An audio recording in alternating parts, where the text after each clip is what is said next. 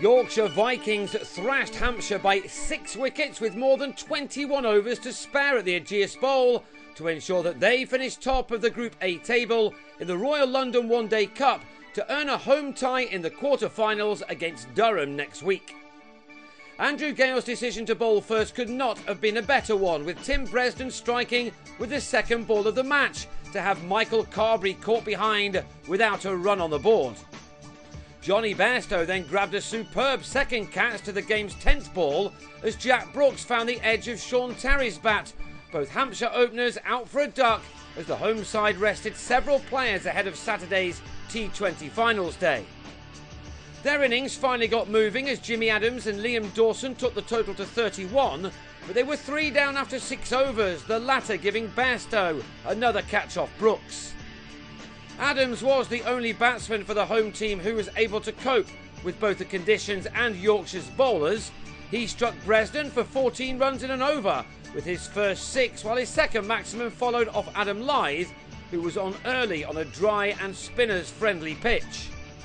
Adams had 41 of these 76 runs on the board when his side lost their 4th wicket, Joe Gatting LBW to an Adil Rashid Googly on what was to be a very good day for the leggy. It was all a little frantic from Hampshire, who were more concerned with Saturday, with no chance of qualifying for the knockout stages in this 50-over competition.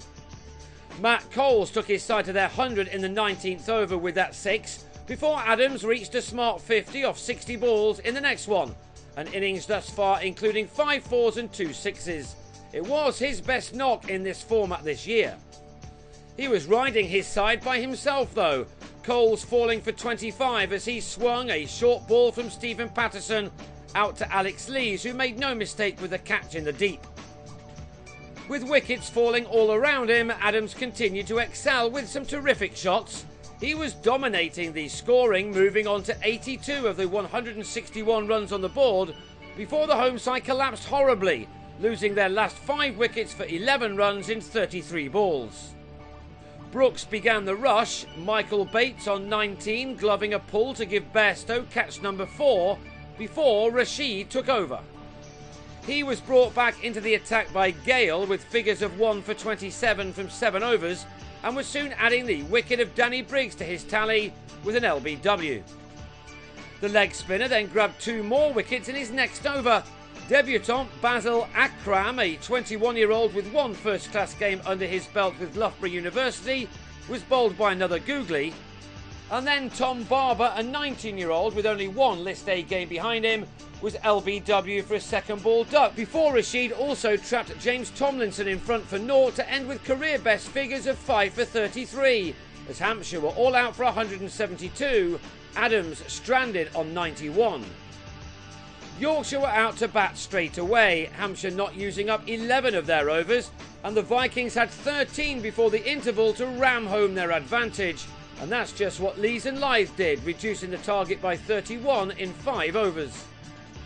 Lyth will have been disappointed to fall then, chipping a delivery from Tomlinson to the acting Hampshire captain Carberry at mid-on.